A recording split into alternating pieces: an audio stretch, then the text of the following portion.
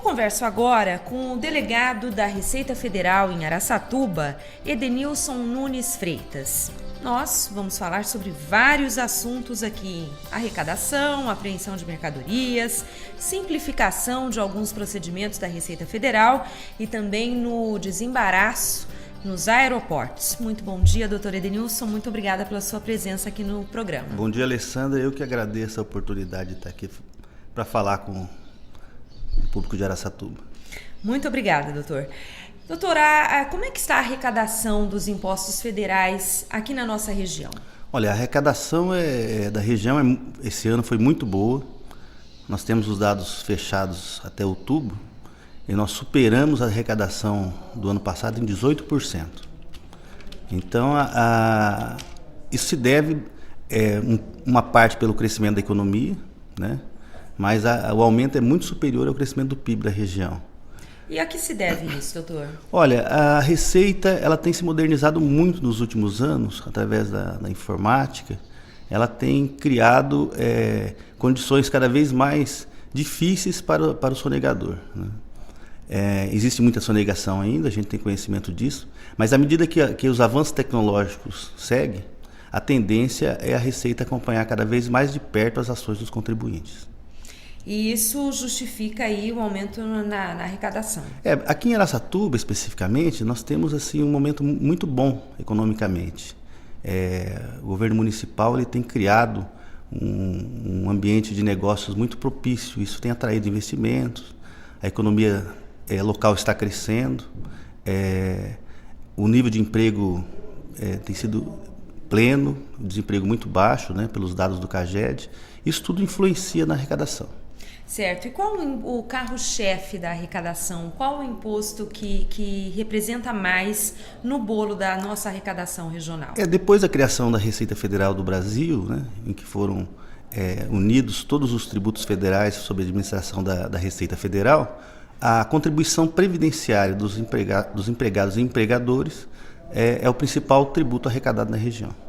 Correto, principalmente depois da junção do INSS, da Receita Previdenciária com a Receita Federal. A Super Receita. Super Receita.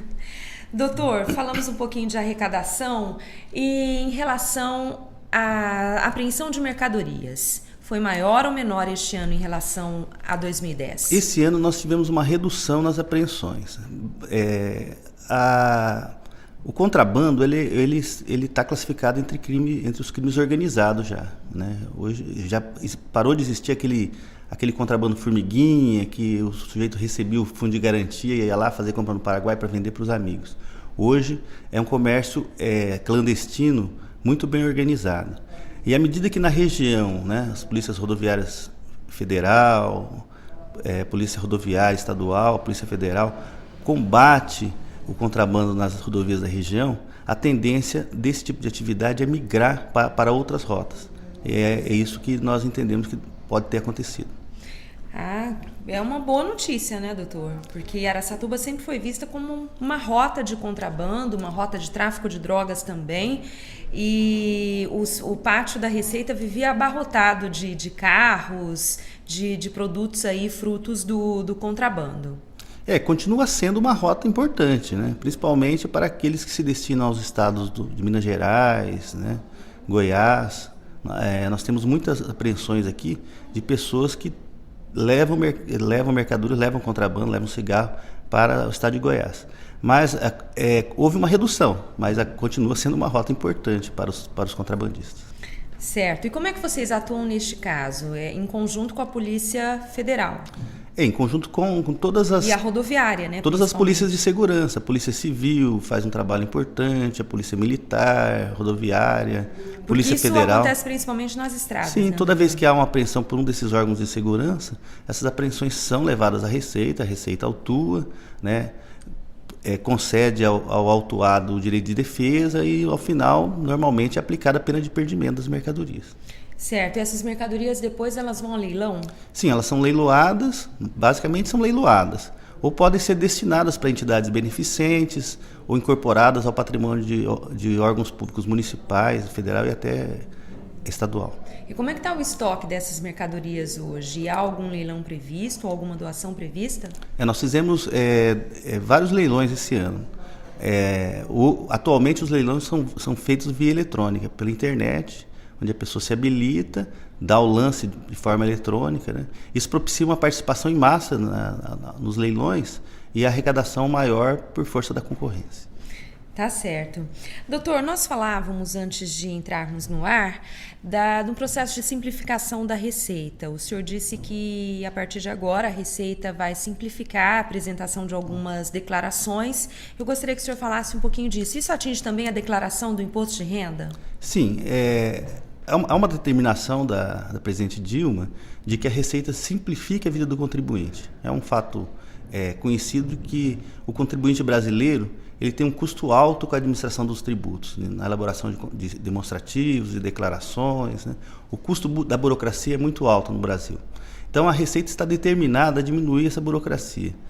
Uma das medidas que foram anunciadas recentemente, ainda essa semana, pelo nosso secretário Carlos Barreto, a partir de 2013, a disponibilização de uma pré-declaração para o contribuinte no site.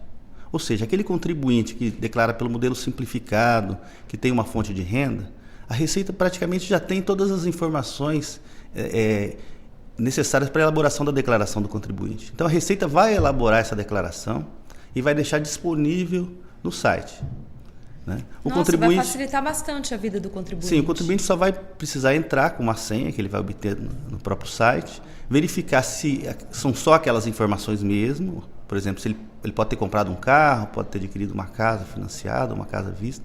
Ele vai declarar os bens que ele adquiriu durante o ano que passou, eventualmente alguma outra fonte que ele obteve, né? Mas este é só no caso de declaração simplificada. Inicialmente, quem se enquadra nisso? São os contribuintes que têm uma renda, né, cujas deduções não são maiores do que R$13 mil.